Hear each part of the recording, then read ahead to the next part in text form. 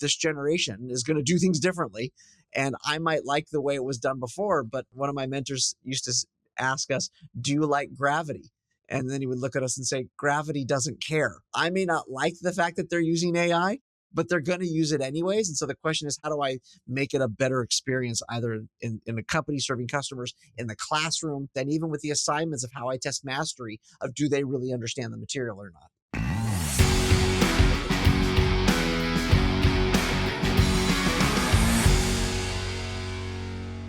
Well, welcome to the show. It's great to have you. Thanks so much for having me. It's great to be here. What sparked this book and idea for you? So I've been teaching a course called Systems Leadership with my old boss, Jeff Immelt, the former CEO of GE, for the last 8 years here at Stanford at the Graduate School of Business. And originally I had been doing a course called The Industrialist Dilemma that looked at how, in a world where every product and service had a digital and physical component, how you designed products differently and how you organized your company differently. And so Jeff and I started exploring how leadership is different in a world where everything is connected. And then as COVID and everything continued to progress, we kind of realized that crisis leadership and leading businesses in today's world is pretty radically different than it was even 10, 12 years ago. And so the idea of being a systems leader became the foundation of this course. And of course, if you teach a course, eventually you end up hopefully writing a book. And that's what led to my writing the book. Got it. Well, I think you bring a really unique perspective. We've had a lot of guests on our show who wrote books on leadership, who don't necessarily teach leadership, but their book is largely based on their anecdotes leading companies. You have a unique experience of not only teaching, but having experience advising companies and being involved in companies. So can you talk a little bit about how you brought those different perspectives to this project? Well, I kind of have this strange background where I was an operator for many years. I worked at large companies like GE and Intel. I was a several-time entrepreneur, a couple of companies that got bought and one that went public. Been a venture capitalist and worked with a variety of startups from very small all the way through big growth companies. And then teaching at Stanford, you actually get the ability to study a lot of different companies and see how they are dealing with the challenges that they face. And so I like to think that kind of my perspective of as an operator, as an investor, but also as somebody in academia, I get to look at things from different angles and different points of view, and hopefully with a little bit of empathy for the people who are leading their companies. And the great thing about being, a lecturer at Stanford is like companies will tell me anything, AJ. Like I'm not a journalist, right? So like they'll tell me as I kind of talk like talking to a therapist, and they will tell me what it's really like to be running the companies, the challenges they feel internally and externally. And the goal is to try to show that to our students, to say that these leaders that we see, they're not all masters of the universe. They have things that they do well and things that they need to work on, and they can be very open about it.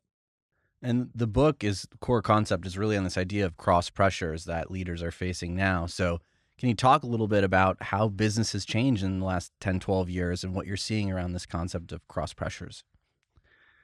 Well, we're in a world of what I would call constant crisis and increasingly rapid technological change. If we go back, to the internet bubble collapsing, 9/11, the global financial crisis, populism 1.0, right, which was Brexit and the first Trump administration of Bolsonaro in Brazil and yellow vests in France, COVID, and now all the dynamics. Like this is normal, AJ. This is exactly kind of what's happening. And this notion of how we used to lead, where we'd stay inside of a function, it was engineering or marketing, et cetera. That doesn't work in today's world. What we're finding is that today's leaders feel like they're being challenged by these cross pressures, as you described it. They're being pulled in diametrically opposed directions. And I talk about things like priorities. How do you both make sure that you hit your numbers, operational excellence, as well as innovate at the same time? How do you lead your people with both strength and empathy? Like, how do you hold people accountable and also be empathetic? How do you think about your sphere of influence of internal and external inside of your organization? How do you think about geography, both global and local? And then finally, purpose, this notion of ambition versus stewardship or statesmanship. And I think that the leaders of today are being pulled with such rapid change. They're having a hard time balancing these 5 cross pressures. And the idea behind the book is to say, okay, this is the world as we see it today. And we know what leadership behaviors don't work. talk about exactly what systems leadership is and what it means to be a systems leader, and then look at these various cross pressures that seem to be confronting leaders today, and how do some of these men and women confront these challenges, and what can we learn and take away from them. And I think the thing that I find so refreshing from the men and women that I was able to work with and interview is like none of them are perfect. Like they will talk a lot about what they don't know and how much they get wrong, as well as what they try to do right to lead their teams and their organizations. From our vantage point, a big driving force behind what we do is innovation. And even in the time we've been running this company for 18 years, the cost of starting a business, doing business has rapidly declined. And there's more and more people entering the arena, whether it's a side hustle, a side project. Everyone seems to be driven to be entrepreneurial these days. And with that, we struggle internally around how much should we be innovating versus how much should we just be executing on what we know is working. So let's unpack that first cross pressure, because I know a lot of leaders, especially of small businesses, definitely feel that pressure today. I would argue that you have to simultaneously both execute and innovate. And talk about the speed of change. Like if you've been running your business for 18 years, we can think about everything from the cloud and cybersecurity and streaming and podcasts and everything that came up. But now with AI, the speed with which the models are changing, the capabilities of the technology, you have to be constantly thinking, even if you're an operator, what new technology is coming up? How quickly is it coming up and how quickly can I deploy it? And what we're finding is leaders need to have this duality of operating at these intersections of I need to hit my numbers and I need to be good at my operational execution. I need to be able to ship products on time, but I also need to be able to keep them current and keep them relevant for rapidly changing customer dynamics. And so this idea that you used to have in organizations, here are your crazy long hair innovators and here are the people who make the trains run on time. And even if they were in the same company, we could keep them separate. I don't think that works anymore. That really you have to be able to manage large and small at the same time. You talked about people having a side hustle. I like to talk to the companies I work with. I don't think about the future of work as about remote versus in office. I think about the future of work is how are you thinking about the nature of your labor force and how are you thinking about how they will interact with your company. So if you're managing Gen Z and maybe even some millennials, they all have a side hustle. Like everyone's got a side hustle. That's just the nature of the work today. And that's a global phenomenon. And so for me, I like to say to companies, why not let them do it inside of your company? Why not give them multiple jobs inside of the company because they're going to do it anyways? Why not give the people what they need, give your employees what they need? And at the same token, maybe it could also work to the advantage of the organization. I have an issue with that is I saw incredibly Johnny shaking his head. Like, Yeah. no, he doesn't like that. well, it's just incredibly troubling because we're already seeing Gen Z and younger millennials game the system already. They're working multiple jobs for multiple companies. They're quiet quitting. They're doing all of these things. They got side hustles out the wazoo because it is incredibly easy to at least get focused on a side hustle. Making money is beside the point, but going off into the weeds and doing your own thing, that's incredibly easy with all the technology at our hands. So, how do we control all of that? And then also get people engaged and excited about the actual job they were hired to do. All right. I love how you describe it. Let me start by saying, probably intuitively, you and I look the same way, except I don't have as much hair as you do. But it's like this notion that you do a job and you get paid for it, and there's a task, and that's what we do. Like that's the generation I was raised with. But now I'm in front of classrooms of hundreds of Gen Zs, and like they are where they are. They were raised the way they were raised, their experience in kindergarten through 12 and as undergrads. We might not like it. We might not be able to relate to it. But when I'm teaching them, I have to teach them differently. And if they're going to be doing this anyways, I can try to fight it, or I can figure out and say, okay, how do I meet them where they are? But go back to something that I said earlier. When leading with people, which is one of the cross pressures, one of the things that I think is important is we need to hold people accountable, but we can't also show empathy at the same time. And that's that duality that I talk about. So for example, if somebody's not hitting their numbers, they need to be held accountable. If a student comes to my class and doesn't turn in their papers, doesn't do their work, they've got to be held accountable. And you're exactly right. We trained them to work the system. We trained them to push and to advocate for themselves. And as a Gen Xer, I'm an OG Gen Xer, as a father of 3 Gen Z, this is our fault. but this is how we raise them. By the time that they've come into the labor force, they're shaped. My vantage point on it is slightly different than Johnny's. I actually see it, if you can incentivize it in the right way, as a value add to the company. Because if you're going and doing a side hustle, and let's say you're working for us, well, you're now learning about marketing. You're now learning about getting the tech lined up to get your offer out there to be making money online. And that's a new set of skills that if you're sharpening those and you can bring that back to the work you're doing with us, well, that's a value add to the company. I don't like it when they try to game the system and take advantage of it. Like, that's not okay. On the other hand, this notion of retraining and reskilling that you talked about, where they're learning new capabilities and new functions, that's also something that's very important in today's world, where functions inside of an organization act and interact with each other, and companies act and interact with their ecosystem. And so having some understanding of what happens in another part of the company, I would argue, is a good thing. But again, their lived experience is just different than ours. And we can slam it, we can look down on it, but I've decided that that's really not effective, because they are who they are. And the men and women who sit in front of me, they have a very different experience and had a very different experience with technology, with education, with media. And I've got to understand that if I'm going to figure out how to be effective, either as a teacher or as a manager. Even the people that we revere today have failures in their background, whether it was the lemonade stand as a kid or their first foray into doing W-2 work that led to them joining the entrepreneurial journey. I think that's an important part of recognizing, well, what are the lessons that I can take out of that? And we're in a space now where you have to be executing and innovating at these crossroads in order to be competitive and to build something new in the marketplace, because it is saturated. So we're huge fans of taking those big swings. I think one of the cross pressures that you talk about that we really want to delve into today is really the people part, because I think many of us go into leadership and we have huge visions for our successful idea, getting marketed, getting into the marketplace and winning investors over. But then we often struggle with the people management piece. And those cross pressures are even greater today with online and the way that cultures and companies are built. You know, when my dad was working, it was punch in, punch out, and we didn't really think about what was going on inside of his company once he got home for dinner. Now things are much different, and we're in this always on environment. Managing people in an always on environment is incredibly challenging for leaders. The good news is we're always connected, and the bad news is we're always connected. And so how do we also find that time and space to recharge ourselves and refresh ourselves?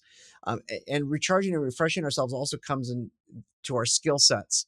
And so, for example, one of the leaders I studied is a woman named Kathy Mazzarella, who runs a company called Graybar, the old Western Electric. This is a company with about $11 billion in revenue, 10,000 employees. It's all employee owned. And she was described by somebody as an iron fist in a velvet glove. You know, she's kind of one of these leaders that when she walks in a room, we all sit up a little bit straighter, because, like, you know, somebody's kind of there with some gravitas and authority. But she's a very kind person, and she shows her humanity and sees other people's humanity. And she, you know, invests heavily in her labor force. You know, you see that with the amount of money that Graybar invests in retraining and reskilling their people.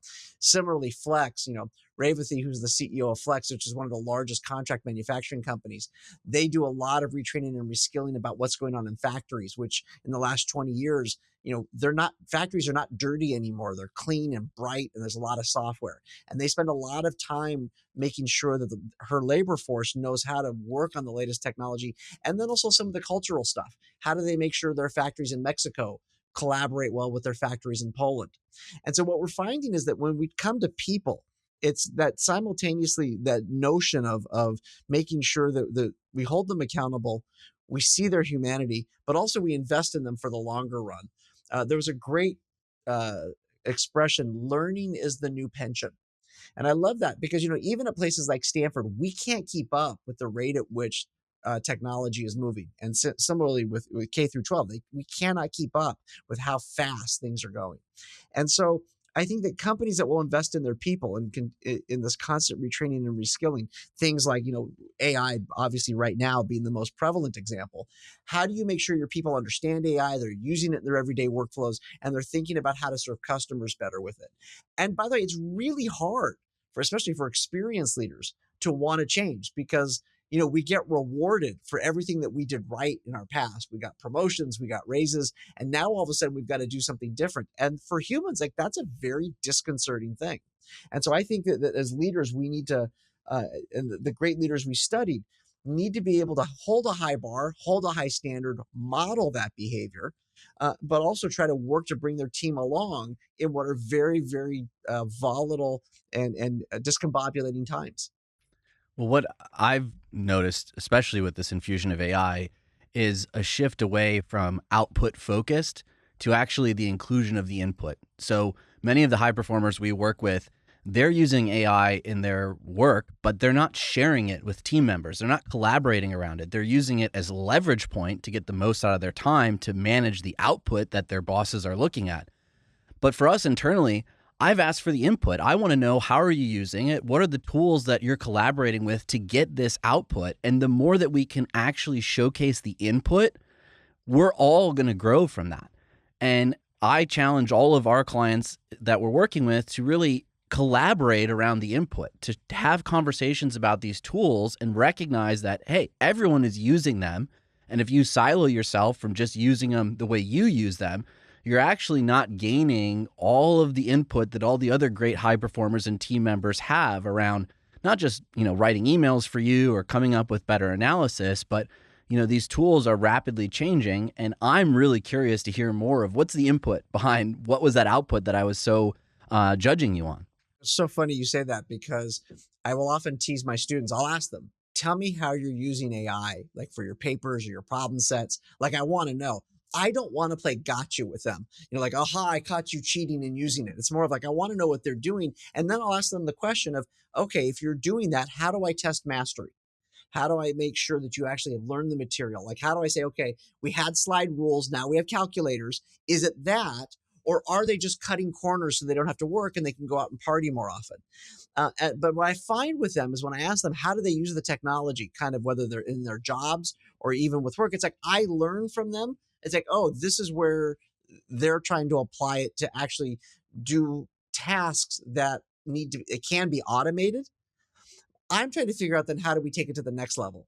It's like I talk about the difference between digitization and digitalization. Digitization is taking an analog process and digitizing it, making it faster and cheaper. But digitalization is, how do you serve customers better? Because now you've got a connection with them that's digital. Similarly with AI, what I want to know is not just how do we do things faster and cut corners, but more importantly, how can we do things differently that can actually create new usage models, new ways of learning, new ways of serving customers. And I think we're just in the early days of these things. And to your point, we won't be able to kind of figure out how to do that unless there's a sharing of knowledge between people of, hey, I'm trying it this way, I'm trying it this way, because it's all so new. It just goes back to what we just discussed earlier as well, which is they're going to use it how they're going to use it, just like they're going to work at the company, just like they're going to work at the company. So, and of course, they're going to use it to shortcut. That's the first thing that they're going to figure it out. And then how do I get to use this on my side hustle and my side job while I'm sitting in the office? I hear you and probably strangely identify with the attitude that you're saying.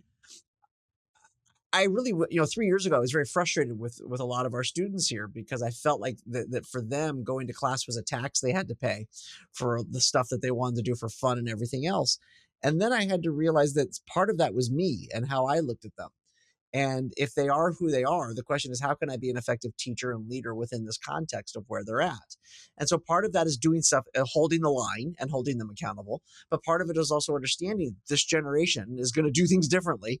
And I might like the way it was done before, but it's like kind of like one of my mentors used to ask us, do you like gravity? And then he would look at us and say, gravity doesn't care.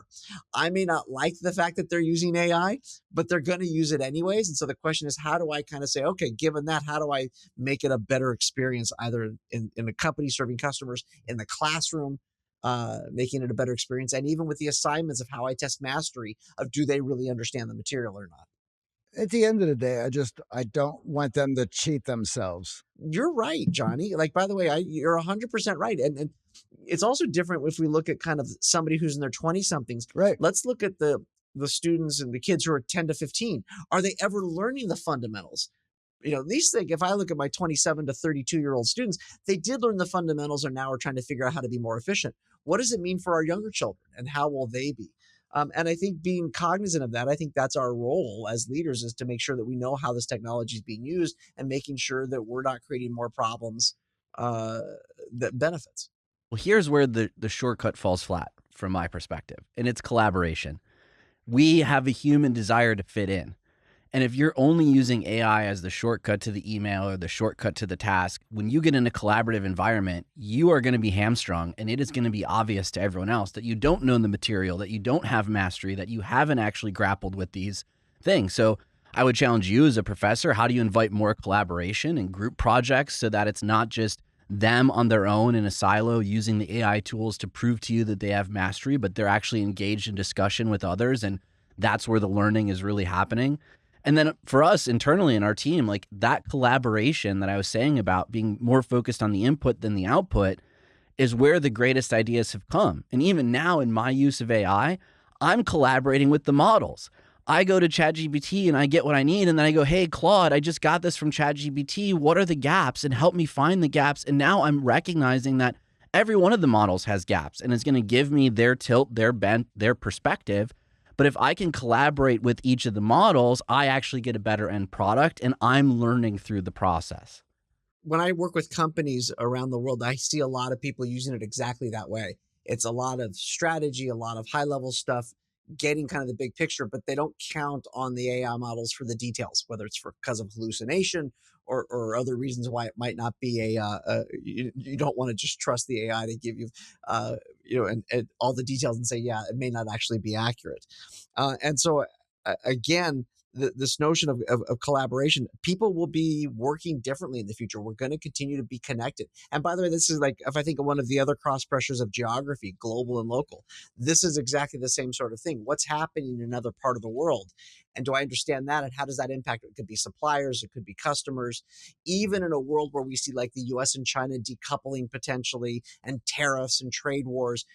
For the average company, we're already pretty intertwined globally.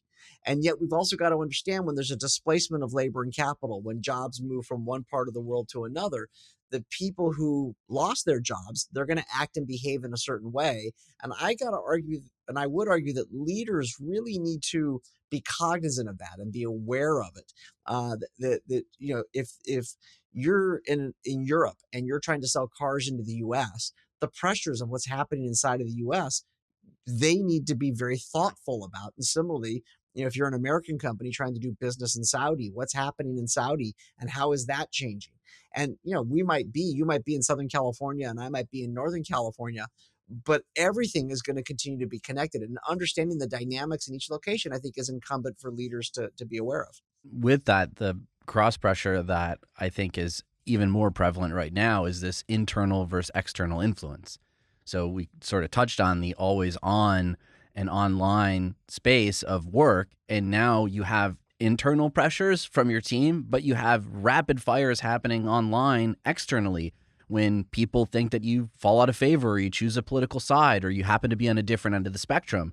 And we've really seen sort of a swing back to, hey, can we kind of go back to what we're here to do with our job and not get so caught up in all of the noise outside? So how are leaders wrestling with that today as we live through the pandemic, and it seemed like the external influence started to have a lot more pressure on business? You see that both in internal, external, as well as local and global. So let me give a couple of examples. On the internal and external, so Charlie Scharf, who's the CEO of Wells Fargo, he was brought in to clean up Wells Fargo after Wells Fargo committed massive fraud.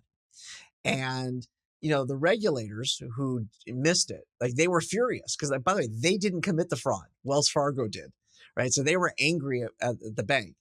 And the people inside of the bank, a lot of the middle managers and everybody else, they were furious that leaders had done this and had basically destroyed their brand.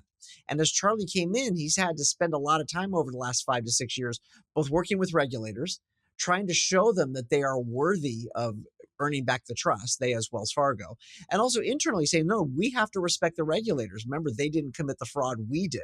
And so there's that balance back and forth of understanding. And in that example between government and an organization, to the specific example you gave, Bill Winters is the CEO of Standard Chartered Bank, and they do a lot of business throughout Asia, throughout Africa, throughout the Middle East. And you've got different cultural norms in each of these locations. And so if Coca-Cola wants to sell Coke in Angola, like Standard Chartered can help them do that and be the bank that can help get them introduced to local bottlers, local distributors, et cetera.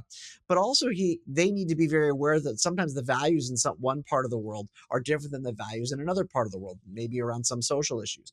And so Bill's very thoughtful about, when do I stand up and say, no, I need to say something? And when do I work behind the scenes to talk about, do I not do business there at all in this country? Is it so egregious that I need to say, yes, we're going to pull out? Or do I sit back and say, how do I kind of work with somebody else to say, look, we can't turn over data to you because that's against, the laws in this particular part of the world and the values that we adhere to. And so I think there's that nuance. A lot of these issues are very hard. They're very nuanced, and we're dealing with a world that seems to have very little time for nuance. And it's all coming at us so quickly, and it seems to swing back and forth. And I think that's kind of the whole idea of being a systems leader, is trying to understand action and reaction. If your listeners read the book, which I hope they will, I'm not promising them that everything's going to be okay and easy. I'm actually saying, like, this is the world that we're in. This is just today's version of crazy. How do we lead our teams in today's version of crazy? Many of our listeners maybe aren't in the C-suite yet. They are looking to gain leadership roles and move up the corporate ladder and advance their career. And a lot of these conversations right now have been pretty siloed in just the C-suite. These are the bigger issues that they're being wrestled with. But if you want to have that executive presence, if you actually want to stand out from everyone else, you got to start to be aware of these issues and these cross pressures as you're moving up the ladder, not just wait until you get invited into the room, recognizing that leaders are wrestling with these right now in your company. I think it's a great point, because it's not just the C-suite. Imagining you're in finance or you're in marketing and you're managing a team of 5 people. This is going to be impacting your teams in terms of their everyday lives, their children, what they're reading online when they wake up in the morning, and how you're going to take a team of potentially very diverse opinions and very diverse points of view, and how you get them all to work together in a very, very volatile environment. That's incumbent upon any sort of leader, manager, director, vice president, or C-suite. Some of the examples I gave were C-suite. That's the joy of being at Stanford, is that people will take my calls if I call them up. But broadly writ, when I work with organizations and companies, we find very clearly that it's kind of like the vice presidents and directors who are struggling just as much or more so with all of these challenges. And by the way, they may not have the seniority that the people above them do, and they're trying to figure out how they can be effective in their roles. The last of the cross pressures that I talk about is purpose. And I was very influenced by a gentleman here at Stanford named Bill Damon, who defines purpose as an active commitment to accomplish aims that are both meaningful to the self and of consequence to the world beyond the self. And what I liked about that definition is that people can and should be ambitious for what they do. Hopefully they'll want to accomplish great things, but you can also be a steward of your organization. And like trying to hold those two truths, at one time, I actually think is something that's very doable. I'm not saying it's easy, but it's doable. And, can I still want to make sure that I'm successful and my career goes the way I want it to, but can I also be looking out for the men and women on my team? When we lose sight of that is often when we lose the trust of our team as a leader. And it's easy to do so from our vantage point at the top, to not understand what the lower levels are wrestling with, whether it's challenges now economically because of tariffs and trade wars, whether it's this remote work spreading teams across the world with, team members on different continents with different cultural issues and pressures, or even bank holidays. A lot of our clients in Europe, I'm laughing, it's tough to even schedule a call. They're off so much. So these are issues that, as you move into leadership roles, we're all contending with. But I'd love to hear from you your personal perspective on, some of these cross pressures and how they've impacted you and how you overcame those challenges or wrestle with them yourself. We talked about it a little bit about when I think about people. I used to, my teaching style was tough love. You never came to my class late. You never came unprepared. And the students knew that no one loved them more. I have, found doctors for dying parents. I have officiated weddings. We've had kids in our home for Christmas. But like, I expected the students to bring their best selves. And then when I noticed a change in the students in the last few years, I realized I had to adjust my style and move from this notion of being right to getting it right, and try to figure out how can I get my lessons across that I'm trying to teach them in a way that can land with them. Because if I kind of keep pushing on it, they'll just, tune me out. And so that's, I think, one that I've had to work on. And maybe that's just the joy of getting older, as I've learned what I can control and what I can't control. I think that's probably, at least personally for me in the last few years, been kind of the most important. I've also, in the book, we see these leaders today that we read about all the time, where we have these unserious behaviors in a serious world, replacing outrageousness with decorum. We see people focusing on trivial goals, even what I would call disdain and self-righteousness. If you look at the leaders that I wrote about in the book, all of them are successful by any figure of merit. Like, the companies they run, how they're doing. I also like write about some of their failures. The thing is, these aren't the leaders that we read about. These aren't the leaders that we see all the time in the mainstream media or on social media. And, but yet they're out there. Like, these leaders are out there. And like, one of the things that I've taken away from this is that I'm a big believer in free will. One of my colleagues at Stanford wrote this great book called Determined, A Life Without Free Will. And I think Robert Sapolsky's wrong. Now, Robert's got more intelligence in his pinky than I have in my whole body, but I think he's wrong. I think we can be exactly the leaders that we want to be and choose to be. And so I think for me, what I've tried to do is say, okay, wait a minute, if I need to adjust how I act and behave and teach or operate as a consultant or whatever it is, I can do that. I can make a choice to change. And I think that's kind of to me, a very powerful thing. It's also a little frightening, because I also realize that it's up to me to change. It's like, it's up to me to kind of get it done. But I think that's how, when I've been around these leaders, how they've shaped me in the things that I do. Well, I think that's actually a great point for a lot of our audience members around that feedback loop. So obviously, listening to the show, you care a lot about self-improvement, you care about leadership development, executive presence, being a more effective communicator. But oftentimes we're struggling with that feedback in terms of who to listen to. You talk about the people who are the masters of marketing and make the news for all the crazy things they do as leaders, but maybe they're not the best people to follow.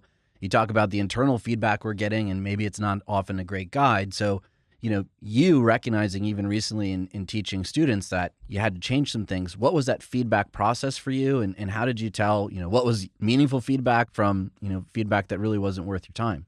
I knew, I could tell there was a period about 3 years ago where like it wasn't working. Like, what I was doing in the classroom wasn't working. I could tell like the students weren't laughing at my jokes. It just, the vibe was wrong. And I ended up basically taking a break and working with an executive coach. And the executive coach helped me unpack, okay, who am I? What's my personality style? Why would I be upset by certain things that I would see happen in front of me? And then kind of come up with tools to figure out, okay, given that's who I am, recognizing that, and then figuring out how to be effective. And then also for me, it was also learning, who I listened to. Was I was just started watching great behavior. Let me give two juxtapositions of what I'll call unserious behavior and great behavior. Do you remember when Zuck and Elon Musk were going to fight in a cage match? You remember that 18 months ago, 2 years Yeah. ago? And like everybody I knew had two reactions. They were going to watch it, and they knew it was wrong. It's like, why are two of the richest people in the world talking about beating each other up? And I'll juxtapose that to a guy by the name of Michael Dowling, who runs Northwell Health. It's New York's largest healthcare system. And in the middle of COVID, he's on Zoom with us, about 150 students. And I'm kind of being my obnoxious, provocative self in the class and on Zoom. And I'm saying, God, this guy's got a horrible business. He's got 3% margins. He's not getting paid for the risk he takes. He's not getting value for the risk he takes. When he gets it wrong, people die. All the money's going to the pharmaceutical companies and to the device companies. This is a horrible business. And Michael takes over the class, and he says to the students as he's telling about his business, he says, I want to go back to something Rob said. He said, I could make a lot more money if I only treated rich people, but what kind of society would that be? And he said, how do you value a human life? And what's my role in that as the leader of this organization? And it was one of those very powerful moments. It was very heartfelt and very genuine, and you could tell that it guided how he ran the business. And to see 150 what can sometimes be very jaded students, just kind of like you could see it stop them in their tracks. It's moments like that that kind of shape me. It's like, no, no, that's leadership. And we know it when we see it. And there seems to be such a dearth of it, in business and in politics. And so I think for me, it's trying to like see it. We know it when we see it, trying to learn from it, and then trying to model it to the best of my ability, knowing that, I'm going to be a work in progress at all times. Yeah, well, I think, the lens that is most helpful for me and Johnny, at least, in looking at a lot of what you would um, spoke about there around leadership or being in the news is marketing. And as leaders, you have to understand the role of marketing. And when you look at what Zuck and Elon are doing in the race to AI, and even Sam Altman, that is where all of the cash dollars are pouring in, and that is where all the attention is going. So how do you outdo the other, and how do you stay in the news cycle now with the president who owns the news cycle? Well, you have to be injecting yourself and doing crazier and crazier things.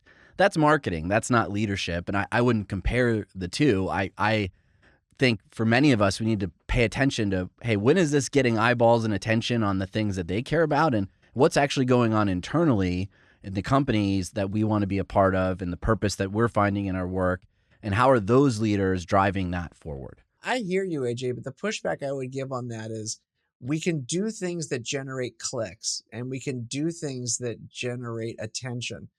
But just because we can do something doesn't mean that we should do something. And the question I would be is like, do we want to be Sam Altman? Is that the archetype of here's the leader that we want to put up there that we all want to be, that we want our children to be? Is that it just because, he makes money? And by the way, he's been hugely successful, but is that the person we want people to be? And the point of writing about in the book is I highlight 15 to 20 leaders who are hugely successful. Like there's no argument about whether or not these people have been successful or not in their careers. And they're not like those people at all. And they have found a way to lead their organizations and to kind of model the behavior themselves. And that's kind of the point that, like, when I talk to people, when I work with companies around the world and I talk about this, like everyone's feeling this tension. Like they feel like, well, am I supposed to be like Trump? Am I supposed to be like AOC? Am I supposed to be like Musk? It's like, am I supposed to be like all of these kind of almost caricatures of craziness? Or how do I kind of lead the people that's also authentic to who I am and do so in a way that, helps me kind of be aware of what's going on, but also, internalize this and kind of be true to myself. And that's what I saw in a lot of these leaders. I think all of those examples of leaders are choosing to market themselves in ways that might not be appealing to you and might not be a good fit for the company that you're leading.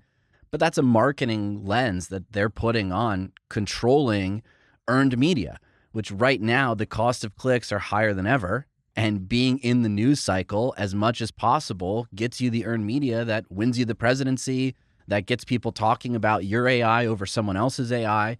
And we're seeing them jockey it out in real time online and in the news. But the quiet leaders behind also have a lot of great lessons that you've unpacked in the book that I want our audience to recognize, that there are pressures that they might not realize leaders are facing internally. And as they move into those leadership roles, not only recognizing those pressures, but understanding how to wrestle with them. There might not be a clear right or wrong under which influence is more important in that moment, but understand that that pressure is there, and it's rising in today's climate of this always on, constantly connected world. It's not going to slow down. Alvin Toffler wrote Future Shock 55 years ago, where he predicted fast fashion experiences, the home computer, the personal computer, and he coined the phrase information overload. And the idea of information overload is that technology was evolving so fast, and we as humans don't evolve that quickly, and we can't deal with this. And that was 55 years ago. Look at the speed of it now. I don't think that's going to change. I think it's only going to accelerate. My takeaway from the men and women that I had the good fortune of learning from and studying is that they can figure out how to like operate at these intersections, is what I like to call run towards the disruption, how they can manage context for their employees and try to help people make sense of things, and then also model the right behaviors and manage these cross pressures that we see that society is putting on all of us, And I think there's a path for people. For me, I hope the book is a message of hope, right? It's like this can be done. I'm not asking readers to bend light in a way that light's never been bent before. That would be hard. This is just kind of being aware and thoughtful about what's going on around us, and then making sure that we understand where things are going. And by the way, not denying the marketing that you talked about, not denying the earned media. That's somebody else's choice. That doesn't mean it has to be yours. Absolutely. And every leader of their company is going to have to make decisions around how they market their services. And for some, Right. it might sell cars, it might get more people using your AI. For some, it's probably not going to get people choosing your healthcare if you're ranting and raving on media every single night, right? Well, the other aspect of it too is it's just fatigue. I mean, we're seeing, I mean, I can look at social media and see people who 2 years ago uh, thought Musk was the king of the world, Uh-huh. who now have a completely different picture. And because number one, it's exposure, right? We're seeing all of these different moves that we're able to see now due to being under the spotlight 24/7. We are now able to pick up on narratives that paid players are using that are contradict other narratives. So we can compare and contrast those now and get a better picture, a better perspective of what's going on. And for a lot of people, it's just getting to be distasteful. And I think for those are people who are able to put a few pieces together rather quickly, right? Who understand marketing and understand narrative buildings and things like that. I mean, it's work that I have to do, so I'm in that world. But certainly, we're seeing Tesla dealerships getting torched. Right? So how's that for publicity? Well, it's funny because I like to joke that you don't write a book, you write and you sell a book. And all the stuff that I have to do is in promoting the book and going on podcasts and LinkedIn and all the videos I have to make. It's a very unnatural act for me. It's Yeah. like it's not who I am. It's not how I was raised. I was raised to ask for things for other people, not for myself. But I also understand that there's a job to be done.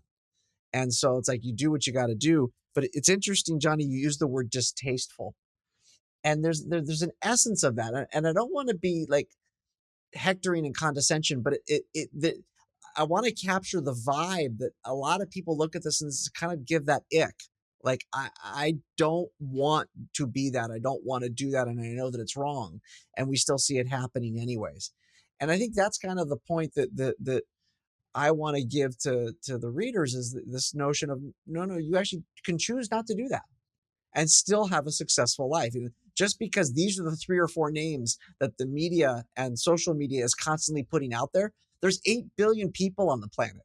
There are a lot of successful people who do things a lot of different ways. If you look at the choices that they're making, they're constantly under the gun to have to reinvent themselves because they lose audience. They have to capture new audience. So now they have to swing to another issue. They have to speak out on something else that many of us as leaders have no interest in going that route to market and promote ourselves or the business. I think Zuckerberg is the latest victim to that, and we all get to have a laugh as he tries to figure himself out because he never came into this having an understanding of who he was or even what he put together or stole, however you want to look at it. Well, and he's also a very young man when he started the company. I'd like to think that we hopefully get wiser as we get older and we learn more. Both we change and we become more aware of who we are. I guess when you're that high of a profile person, everything you do is going to be magnified and talked about. To your point, Johnny, and we're all going to get to watch it. Part of me is like kind of very grateful that I'm not that because like like we all have strengths and development needs, and I would hate all of my development needs to be watched by billions of people because that would kind of be a rough go. Well, where do you go for growth when your customer base is in the billions, right? Yeah. You have to move in a direction that captures more attention in order to actually get more customers. Now, many leaders that you talk to in the book aren't in a position of billions of customers or will never be in a position of chasing billions of customers. So some of those antics and reinvention and controlling the media and who they're seeing next to and what they're talking about to get people wearing their AI glasses isn't really relevant to us in the seats that we're in as leaders. But what is important is recognizing that in this changing world, you're going to be faced with pressures where there's not black and white answers. There's not a clear path forward. And those cross pressures are multiplying, even since you wrote the book, as we've seen with 23andMe going under.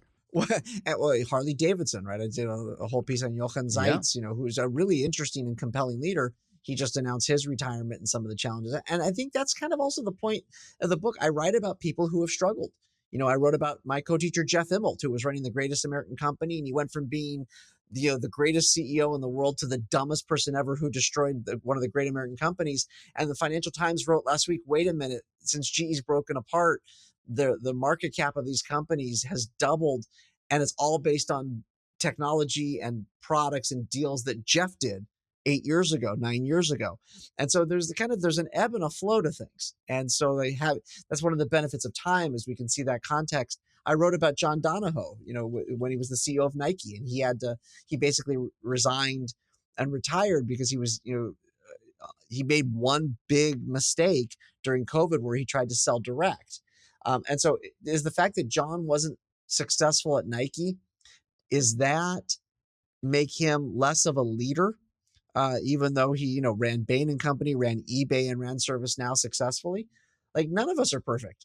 I don't know about you guys, but like I get stuff wrong all the time. More than we get right. Yeah. Well, thank you so much for joining us. Where can we find out more about your class? You can go to robertsiegel.com is my personal website. You can find the book, The Systems Leader. It's on Amazon, Barnes & Noble, or your favorite bookstore. And I hope that the readers find it helpful. And there's a lot of questions in the book where at the end of each chapter, the readers can actually apply it to their own challenges and situation. And that's probably the best place to go. So robertsiegel.com and The Systems Leader at your favorite online or physical bookstore. Thank you for joining us, Robert. Thank you so much, AJ. Thanks, Johnny.